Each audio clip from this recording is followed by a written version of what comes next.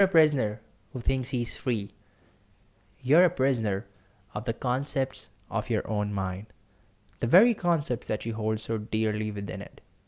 And the only chance you have at breaking free of the shackles of your mind is what we're going to talk about in this podcast. There's this Sufi shrine in part of Pakistan, but it was actually before Pakistan, it was in India. And there they have this very inhuman and a very weird practice that they do with babies. And the practice that they have, how the legend goes is that the barren women who are basically infertile, cannot have a children, they come to this Sufi shrine, and they come to this Sufi shrine, and they ask the Sufi there, or they make their prayer there so that they can have children.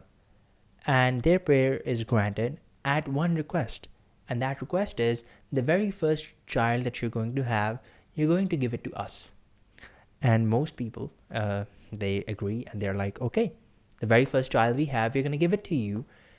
And that's what it happens. And by the way, if you don't give it, the thing is that if you don't give your first child back to the shrine, the legend goes that all of your children will be cursed with microcephaly. Microcephaly is a condition where you'll basically turn into a rat child. And the price that they pay for the infertility and is their first child. Now, what they do with their first child at their shrine, they give them to the shrine, and what they do is with their first child is, as the baby is growing up, the people at the shrine, in that place, we don't know who they are.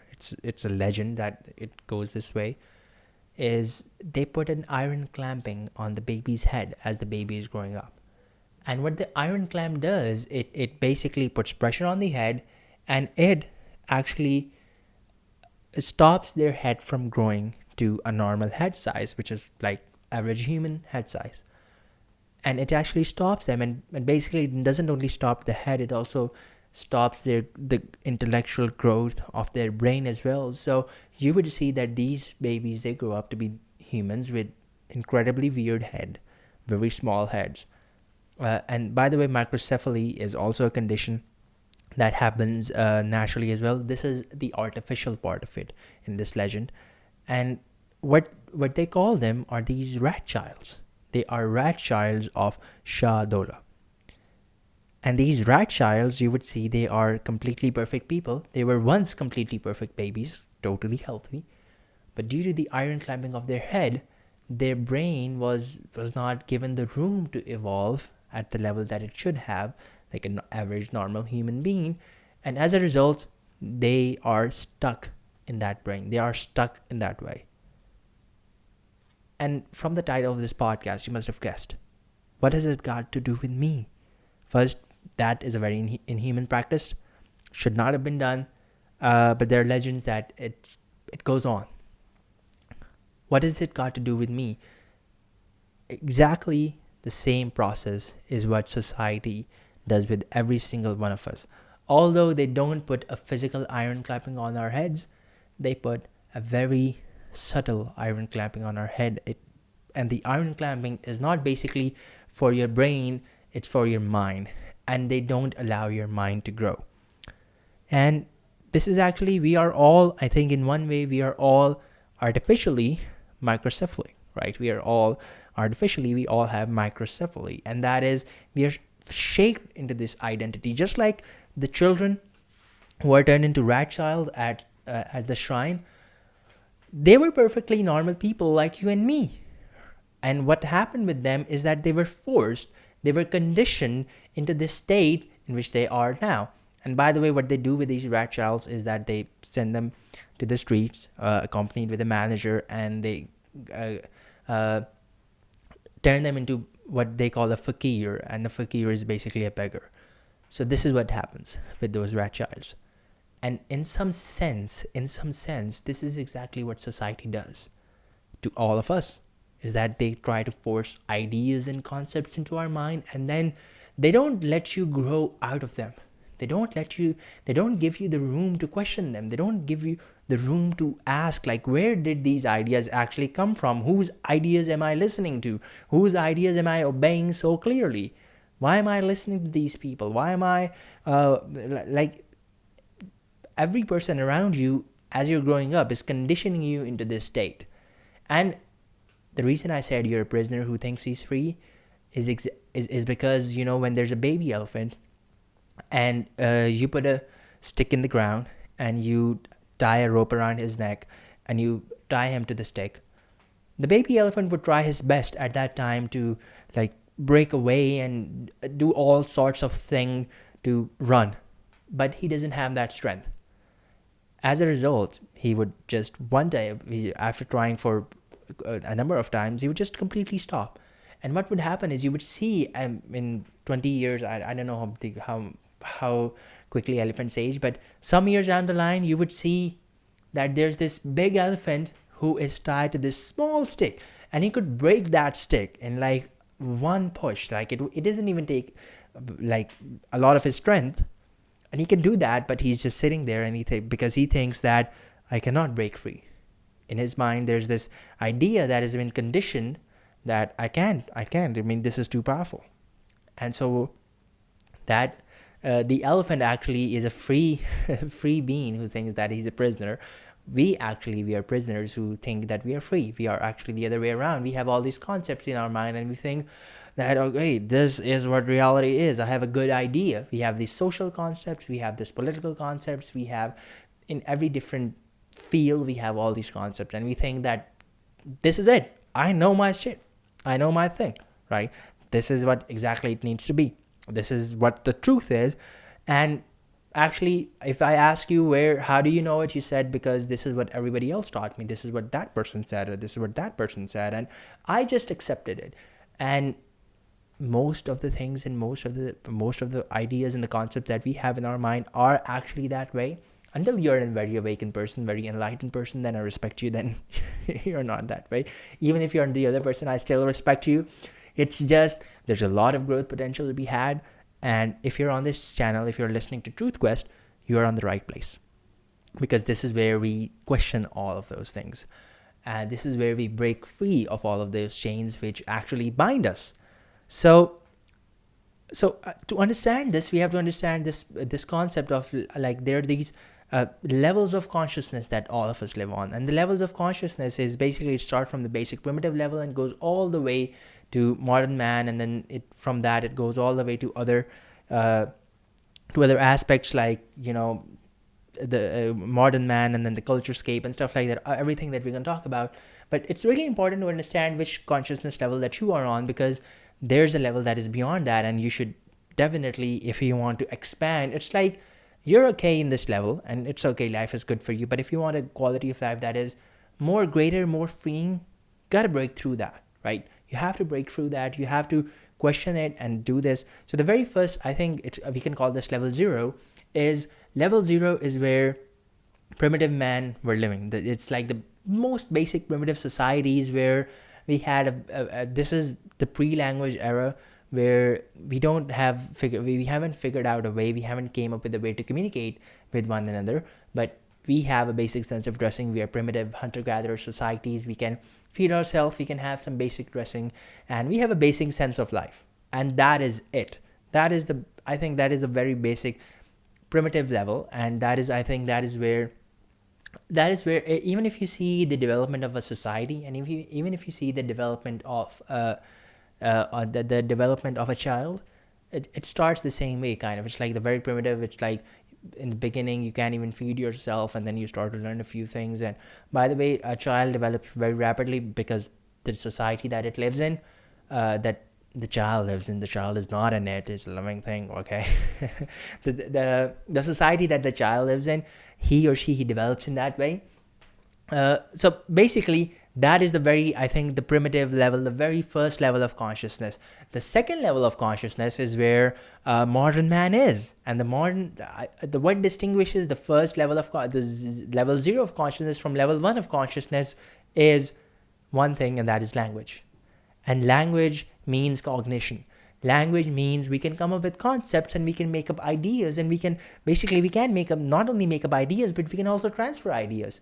Like, for example, if I don't know how to communicate, I can't tell you, like, what would I guess I would make some sounds, but how can I tell you that there was a tiger there by the river and don't go there? Like, I'll make up some sound and I'll say tiger, tiger, tiger, stuff like that. I can use the word tiger, but I'll make up some sounds, some silly faces, and it's like stuff like this, and I would say tiger, don't go there, right? But if I have language, I would say, Bob, I saw a tiger by the river, don't go there till noon, you'll get eaten. That is a very clear way, and I have transferred my knowledge, my experience, straight to you through words, through a medium that is called words. And that is actually what has made a significant development in human history, a significant development in human consciousness. And this is where modern man lives. And I think the power of language lies in the cognition. And the cognition part of the language is, we don't only live in the physical world, we also have a cognitive world that we live in. And the cognitive world is the world of ideas. The cognitive world is the world of concepts, right? We all have concepts, and we think they are exactly as real. For example, let's take a very modern concept like of a black hole, right? Have you ever seen, let's go back to the time 20 years back, not even 20 years back, I think we should go back 5 or maybe 8 years back. That's when the very first image of the black hole came in. If we go back to that time, not a single person on Earth has seen what a black hole is like. But we had a very, very good reason to believe that they existed. We have a very good reason to come up with simulations of how they would be like. And when the image came, it actually resembled the simulations that we had.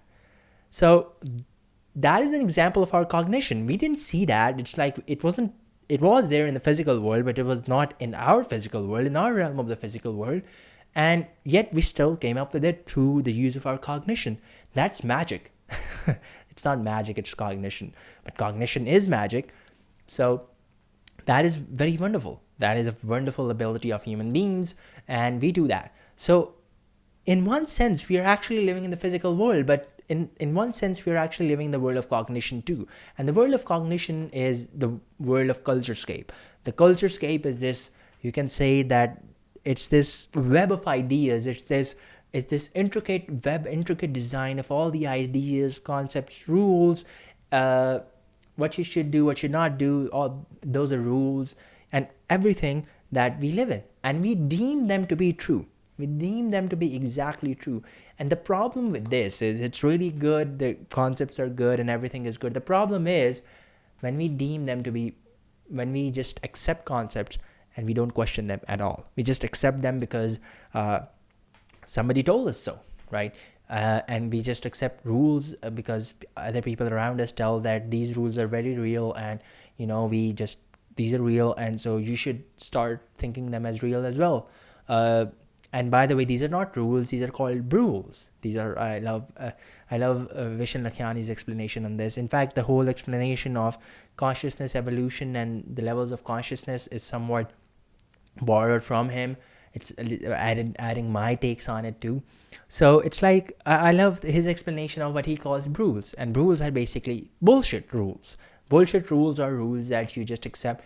For example, rules like you need a college degree to be successful, or hard work equals success, or basically rules like this are just, you accept without questioning, and basically they are actually not true. They're not absolute truths. They might be true relatively, but they're not absolute truths. And if you want to know what is the difference between absolute and relative truth is, very quickly, absolute, we go into depth in another video, but absolute truths are things which are absolutely true.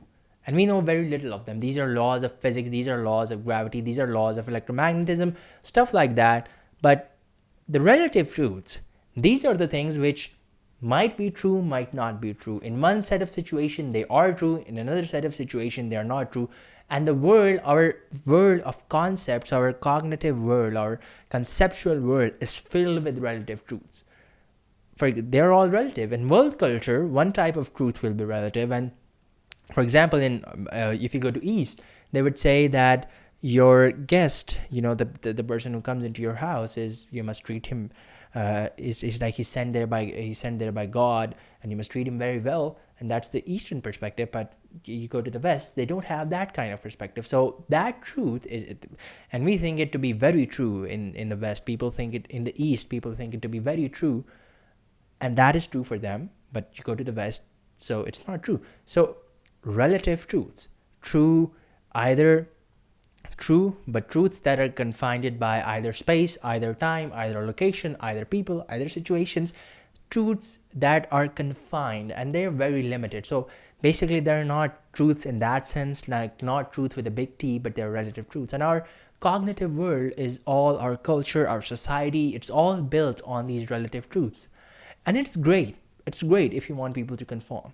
But you see that the foundations of the foundations of the society, the things that we have built up with the culture and everything, they're very shaky foundations. They're not stuff like that is like, they're not built on these absolute truths. Like you can question them. Basically you can go against them, you can start to question them, and you can basically start to break out of them. And this is where we were on level 1 where we're discussing the modern man.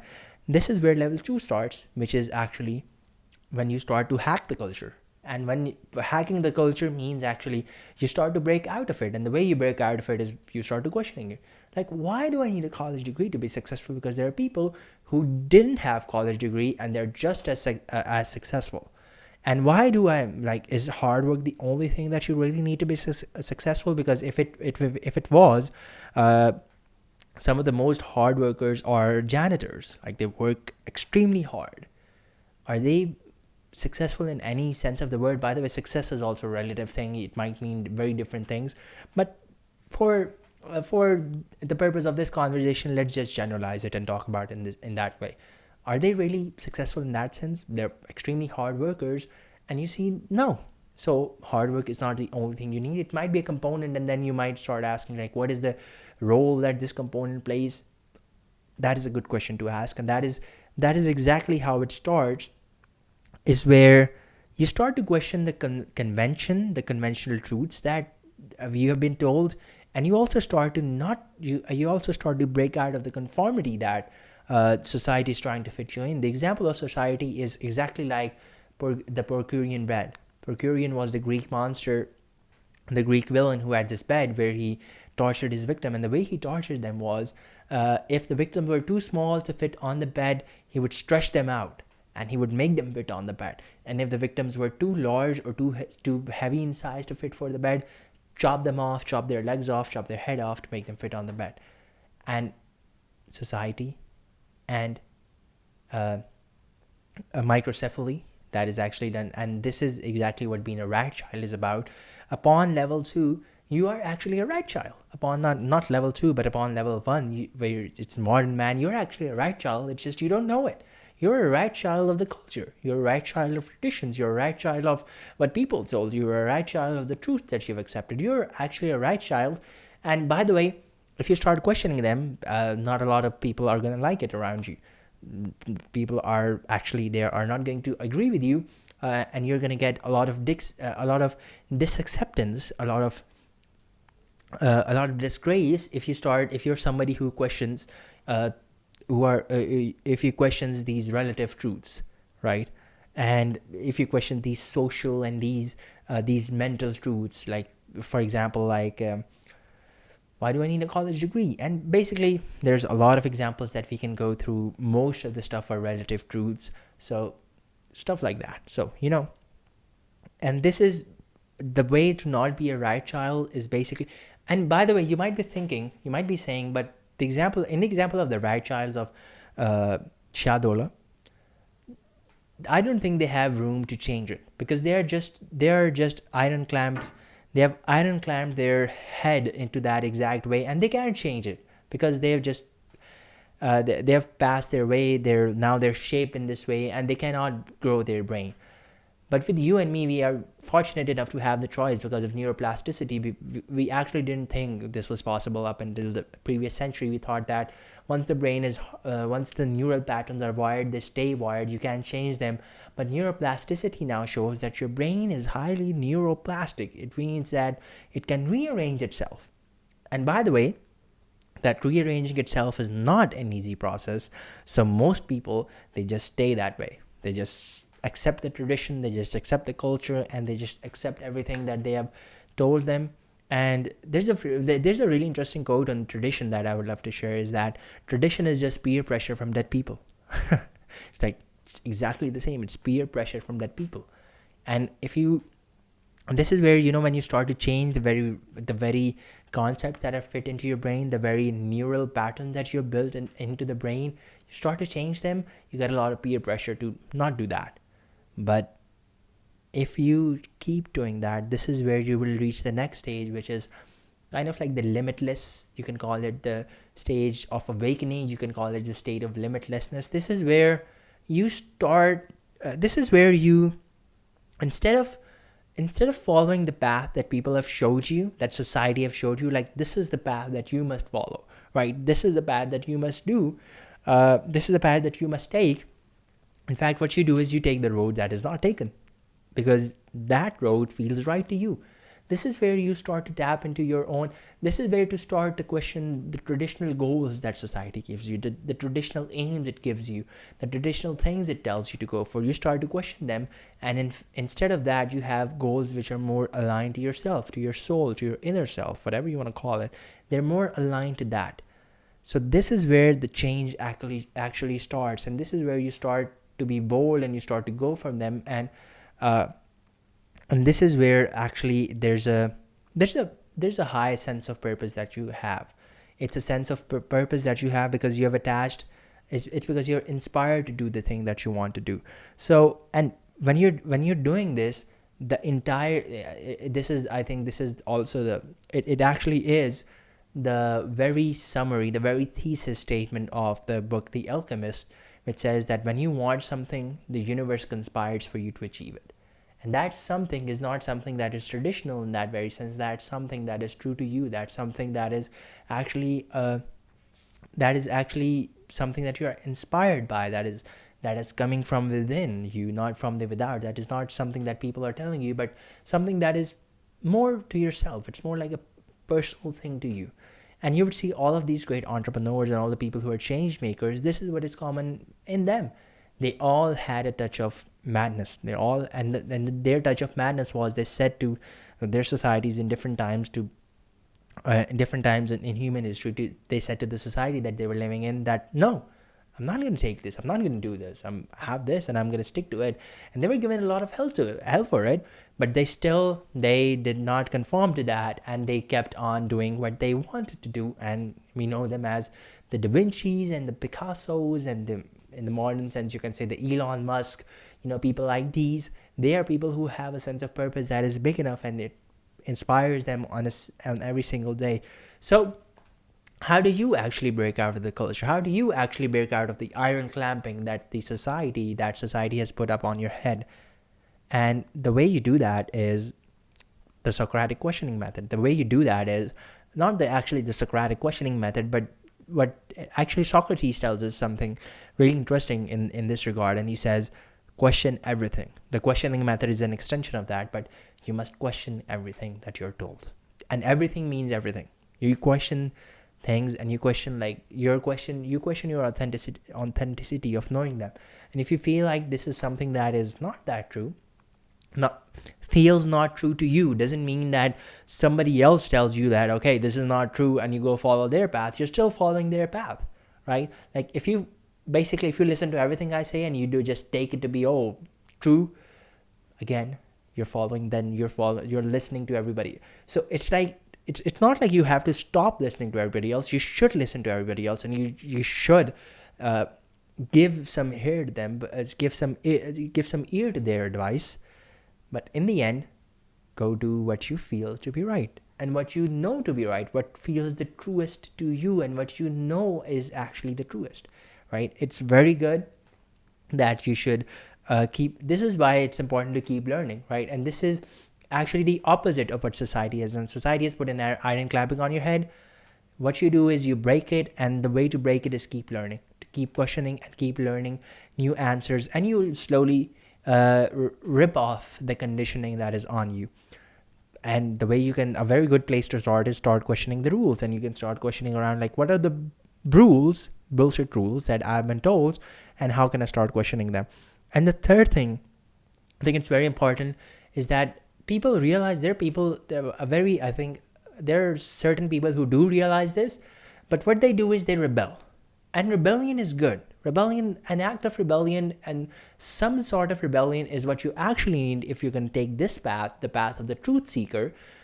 The problem is, if you're rebelling just for the sake of rebelling, if you're rebelling and you're saying that, oh, people are telling me to do this, I'm going to do the exact opposite of it. Just like people are telling you to go this way, but I'm going to go this way.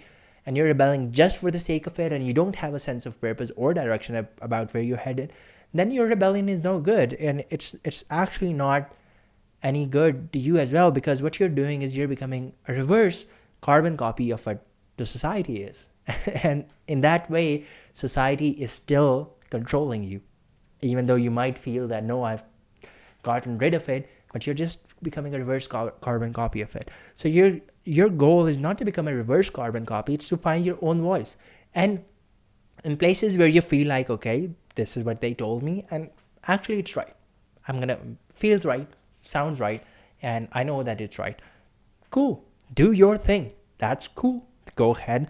Whatever feels right to you, right? But in places where it feels that, oh, I have a better option, I have a better idea of how it's going to be, of how it should be, go follow that idea.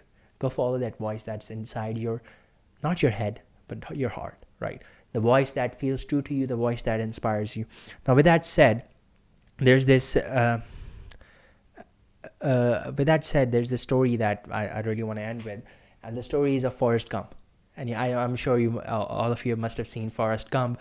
And in Forrest Gump, there's this scene where one day Forrest just decides that I want to run, right? He just wakes up and he says, I'm just going to run, right? And he goes and he says, I was just going to run the street. And he says, oh, I'm just going to run the other street. And just he ends up running the entire country without stopping. And he just keeps doing it. And he said, when I get tired, I just took a break. And when I got hungry, I ate. Basically, he just ran and he started running the one state from another, and it basically credited the whole America in that sense. So what happened is people started to give attention to this man who was just running, right? And he's not stopping. And what people started to think is that they thought that this man, because, he has some sort of purpose, some sort of meaning to him, and he started just following me, and he's just, people started to follow him because they felt that their life had no purpose. And this man, he seemed very motivated, very inspired, and he's running, and his life must have purpose. So we should just follow them. And there's this scene of actually one guy runs up to Forrest and he says, "Why are you doing this, man?" And Forrest goes, "I don't know." He's like, "I just want to run." And very interesting, because all the other people in that sense, they lacked a sense of purpose, and they thought that running is going to give us that purpose, and they started following Forrest. But Forrest was actually the one who felt this to be good, because he was just following his own voice. It was just, I just want to run, man. And all these people, they're like, oh, maybe that is a purpose that I want, and they start following. So you want to become Forrest. You don't want to become these people who are actually pursuing other people, even people who they think that they are outside of the society, and people who they think have broken through the culture scape, and they're following them just because they think that, oh, it's their purpose that I want to, it's their purpose that I want to live up to. But it's just like in that example, be the Forrest Gump, not the other people who think that, okay, if I do this, I'm going to have some sort of purpose in my life.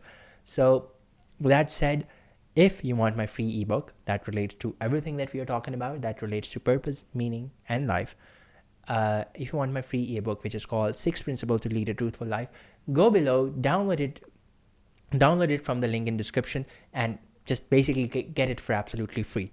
That said, the final words that I want to say to you is, don't be a rat child. Be yourself and follow that voice that's inside you. Adios.